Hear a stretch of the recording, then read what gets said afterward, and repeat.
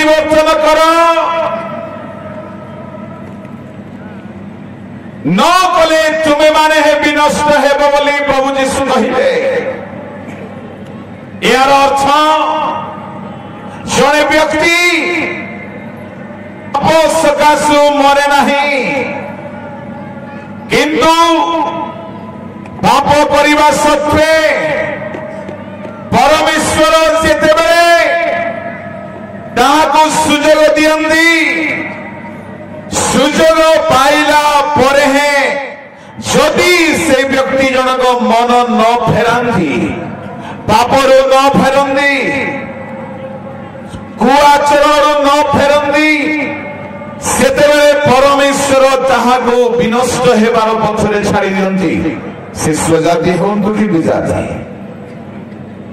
मोर प्रिय ईश्वर लोक माने बहुत ध्यान सहित अल्प समय किसी कथा कहवाई मुझे चाहे से लूक रचित सुसमाचार 13 अध्याय जहाँ माने गत काली किसी अंश देखिलु अल्प क्षणक मध्य आउ किसी अंश टिके कहवाई चाहे जहाँ 5 रे लिखा जाए ये अच्छी पढ़िया भाई मु तुम मानकु कहूछि ना ना किंतु मन परिवर्तन न कले तुम्हारे समस्त सही परि विनष्ट हेबो छड़े लिखा जाए आओ आओ से एही दृष्टांत कहिले जनकर द्राक्षा क्षेत्र रे गोटे डिम्बिरी गछ लगा जायथिला जनकर द्राक्षा क्षेत्र रे गोटे डिम्बिरी गछ लगा जायथिला से आसी सेथिरे फल खोजिले किंतु पाइले नाही तेणु से मालिकी कहिले देखो एई 3 वर्ष हेला मो आसी एई डिम्बिरी गछरे फल खोजु अछि किंतु पाउ नाही या को हानि पकाओ ऐसा काहे की भूमि को जीशु गोटे दृष्टांत कहिले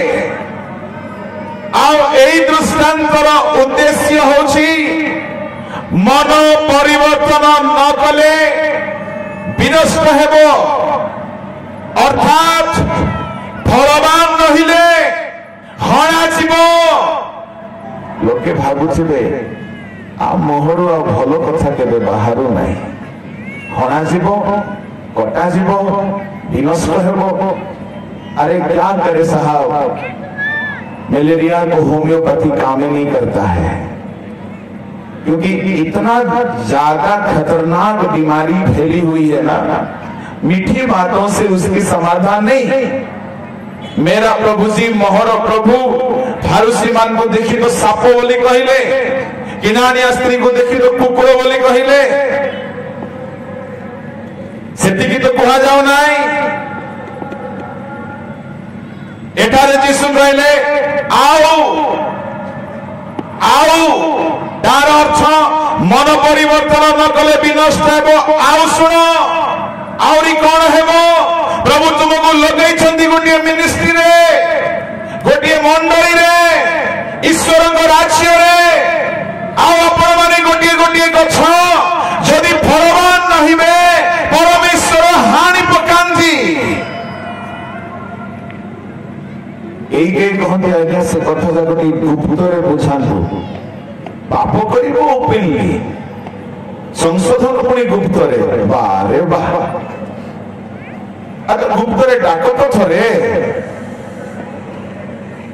बोलो यीशु महाराज की जय। आओ से कहिले जदि तुम माने फल फलिबो नाही हणा जीवो आज्ञा हानि देला परे सेई गछर जागा को से खाली छाड़िबे नाही सेई जागा रे आउ गुटिए गछ को से लगाई दियंदी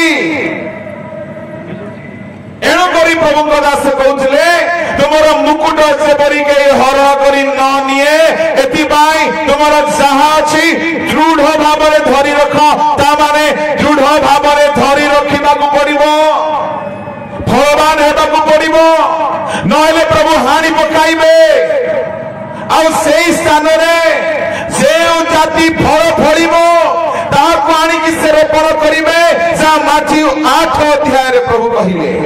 ମାଥ୍ୟୁର ସୁସମାଚାର ବାହାର କରନ୍ତୁ 8 ଅଧ୍ୟାୟ ଆଉ ତହିଁର 11 12।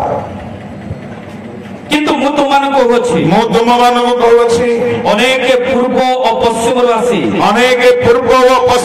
ଆସି ଅବ୍ରାହମ ଇସାକ ଓ ଯାକୋବଙ୍କ ସହିତ ସ୍ୱର୍ଗ ରାଜ୍ୟର ଭୋଜନରେ ବସି ଅନେକ ଆସିବେ, ପୂର୍ବ ପଶ୍ଚିମରୁ ଆସିବେ, ଅବ୍ରାହମ ଇସାକ ଯାକୋବଙ୍କ ସହିତ ବସିବେ, କିନ୍ତୁ ମାତ୍ର ରାଜ୍ୟର ସନ୍ତାନ ମାନେ ବାହାର ଅନ୍ଧକାରରେ ପକାଯିବେ। ରାଜ୍ୟର ସନ୍ତାନ ମାନଙ୍କୁ କାଟିକି ଫୋପାଡ଼ି ଦେଲା ପରି, ଗଛକୁ ହାଣିକି ବାହାର କରିଦେଲା ପରି ପରମେଶ୍ୱର ଆପଣା ରାଜ୍ୟର ସନ୍ତାନ ମାନଙ୍କୁ ଯଦି ସେମାନେ ମନ ପରିବର୍ତ୍ତନ କରିବେ ନାହିଁ, ଫଳବାନ ହେବେ ନାହିଁ, ପରମେଶ୍ୱର ସେମାନଙ୍କୁ ବାହାରିକି ବାହାରେ ଫୋପାଡ଼ି ଦେବେ। बोलो यीशु महाराज की हालेलुया। ଯେଉଁମାନେ ଫଳବାନ ହେଲେ ନାହିଁ ଆଜ୍ଞା, ପ୍ରଭୁ ଗୋଟିଏ ବହୁତ ସୁନ୍ଦର କଥା ଲୁକରେ କହିଲେ। କାହିଁକି ସେ ଗଛକୁ ହାଣିବା କଥା କହୁଛନ୍ତି? ଆଜି ତ ସବୁ କଥା କହିବାର ସମୟ ନାହିଁ। ସେ କହୁଛନ୍ତି ଏହାକୁ ହାଣି ପକାଅ। କାରଣ କଣ? ଏହାକୁ ହାଣି ପକାଅ, ଏଇଟା କାହିଁକି ଭୂମିକୁ ମଧ୍ୟ ଆକ୍ରମଣ କରୁଅଛି। ଏଇଟା କାହିଁକି ଏଇଟା ଜାଗାରେ ନିଜ ନିଜର ନାଁ ଲଗେଇକି ଘରେ ପଡନ୍ତୁ, ଏବେ ନାହିଁ। ଏଇଟା କାହିଁକି ଭୂମିକୁ ଅକର୍ମଣ୍ୟ କରୁଛି, ମାନେ କବ୍ଜା କରିକି ଧରିଛି କିନ୍ତୁ କିଛି କାମ କରୁନାହିଁ। Listen carefully. ଯେଉଁମାନେ ଜାଗା କବ୍ଜା କରିକି ଧରିଥିଲେ କାମ କଲେ ନାହିଁ, ପ୍ରଭୁ ସେମାନଙ୍କୁ ହାଣିକି ଫୋପାଡ଼ି ଦେଇଛନ୍ତି ବାଇବଲରେ। ଆମେ ଯଦି ଆଜି ମଣ୍ଡଳୀରେ ଅଛୁ, ଆମେ ଯଦି ଆଜି ମିନିଷ୍ଟ୍ରିରେ ଅଛୁ, ଆମେ ଯଦି ଆଜି ତାଙ୍କର ସନ୍ତାନ ହେଇକି ଅଛୁ, ଫଳିବା ନାହିଁ। ଇସ୍ରାଏଲକୁ ସେ ବାହାର କରିଦେଲେ, ହାଣି ପକାଇଲେ, ଆଂଶିକ ଭାବରେ କଠିନ ହେଲେ। ଯୀଶୁ କହିଲେ ରାଜ୍ୟର ସନ୍ତାନ ମାନ ବାହାର କରାଯିବେ। ଯେଉଁ ଜାତି ସେଥିର ଫଳ ଫଳିବ। ବର୍ତ୍ତମାନ ଗଛ ପତ୍ରର ସମୟ ନାହିଁ। ପତ୍ର ହଉଛି ହିଲିଂ ମିନିଷ୍ଟ୍ରି, ଗଛ ହଉଛି ଏଣ୍ଟାୟାର ମିନିଷ୍ଟ୍ରି, ଫଳ ହଉଛି ମନ ପରିବର୍ତ୍ତନର ମିନିଷ୍ଟ୍ରି। ଯଦି ଫଳ ଫଳିବେ ନାହିଁ, ଈଶ୍ୱରଙ୍କ ଲୋକମାନେ ସବୁ ଭଲ ରହିବ। କଫରନାହୁମ, କୋରାଜିନ, ବେସାଇଦା ସବୁ ହିଲିଂ ପାଇଲେ, ମନ ପରିବର୍ତ୍ତନ କଲେ ନାହିଁ। ଶେଷରେ ପରମେଶ୍ୱର ସେମାନଙ୍କୁ ତିରସ୍କାର କରିଦେଲେ। ମୁଁ କେବେ ହେଲେ ଆଜ୍ଞା ହିଲିଂ ମିନିଷ୍ଟ୍ରିର ବିରୁଦ୍ଧରେ ନାହିଁ। ମୁଁ ଚାହେଁ ସଂଶୋଧନ, ଆମେ ଅଧା ସତ୍ୟକୁ ନ ଜାଣ।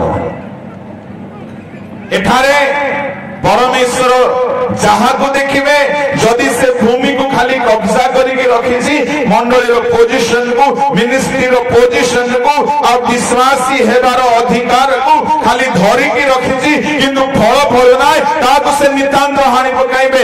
କାହାକୁ ପରମେଶ୍ୱର ହାଣିଲେ, କାଟିଲେ, ସେଇ ଜାଗାରେ କାହାକୁ ଲଗେଇଲେ, ବାଇବଲରେ ଦେଖିବା ମାନେ ବହୁତ ଲମ୍ବା ଲିଷ୍ଟ ଅଛି।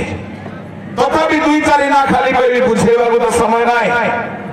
नंबर 1, बोलो यीशु मसीह की हालेलुया।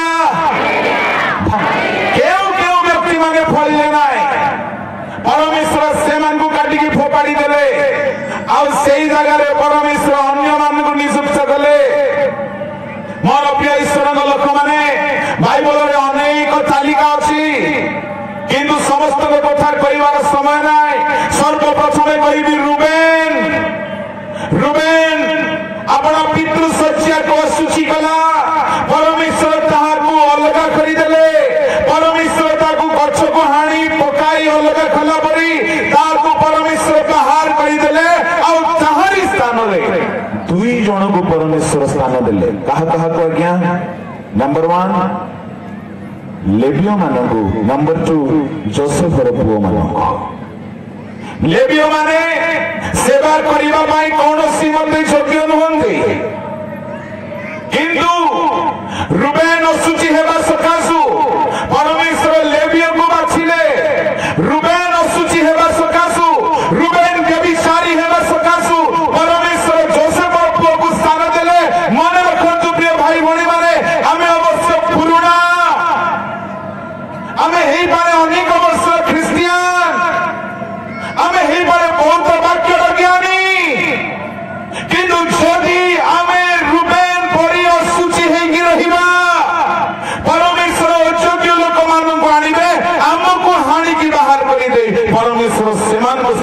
करेंगे यही कथा जीशु कहते लुक 13 अध्याय जदि एत वर्ष मु खोजुची फल फलू मन परिवर्तन करू करिब नाही हाणी दियो आउ जन को गछर स्थान दिया जाय आज्ञा एहला प्रथम व्यक्ति द्वितीय व्यक्ति एसो को आमे घृणा कलु जाकब को आमे प्रेम कलु कहीं बेले बेले आपन को लागुथिबो प्रभु टिके पार्शियलिटी करंती बोले ना जमा नाही ए कथा सब हबो जदि प्रभु चाहेबे काली भी कहिबे प्रभु केबे हेले पार्शियलिटी करंती नाही किंतु परमेश्वर मुखा देखा करंती नाही आपण माने रोमियो रे पढिथिबे परमेश्वर एसो को घृणा कले जाकब को प्रेम कले काहे की हालेलुया प्रेज द लॉर्ड से परी काम कला आज्ञा आपण टिके कहंतु प्रथम जात कहार थे सदा प्रभु करो प्रथम जात यदि सदा प्रभु करो ताले इसहाकन को घरे जेतेबेले एसो प्रथम जात हैला परमेश्वरଙ୍କର अनुमति बिना जणे कोनोसी घरे प्रथम जात हबो की ता माने परमेश्वर एसो को मनोनीत करिथिले प्रथम जात हेबा पाई परमेश्वरଙ୍କ उद्देश्य किंतु समय आसिला डाली पाई खाइबा पाई से निजे प्रथम जात हेबार अधिकार को तुच्छ कला प्रभु देखिले ये निजे फलवान हेबा को चाहू नाही ये निजे बड़ हे रहबा पई चाहू नाही ये निजे हमर सेवा करिवार प्रथम जातर अधिकार चाहू नाही जेते बेले एसो निजे तुच्छ कला तापर प्रभु ताहा को घृणा करिबा को लागिले आउ जाकब निजे चेष्टा करूची तेणु प्रभु ताको प्रेम कले सुनंतु आपन को मिनिस्ट्री मिलछि क्रिश्चियन विश्वास हेबार सौभाग्य मिलछि आपण जहाँ भी पाइछंती ताको तुच्छ करंतु नाही नहेले प्रभु जाकब को आनि बसै देबे बोलो यीशु प्रभु की हालेलुया आज्ञा यदि आमे फळिबा नाही आमको हानि बारे प्रभु को डेरी लागिबो नाही 3.5 वर्ष प्रभु जगिले तापरे कहले आको खत टिके देबा तापरे फळिबो तो भलो ए दिन मानकर प्रभु खत पकोछंती खोला खोली चली आज्ञा तेणु करी खोलना बेल को माटी को टिके बथा हो जाउची माटी बथा हेले हो प्रभु खोलुछंती लोक माने निशा छाडुछंती लोक माने परिवर्तन होछंती लोक माने जीवन बदलुची या परमेश्वर खोली की खत पकेवा काम करूछंती आउ जदि फळिबे ना परिशेष रे परमेश्वर बाध्य होई जबे ताहाको हानि पकाई अन्य को से स्थान देबा पाए एपरि आम सहित न हो मन परिवर्तन करू आसन अपन चक्के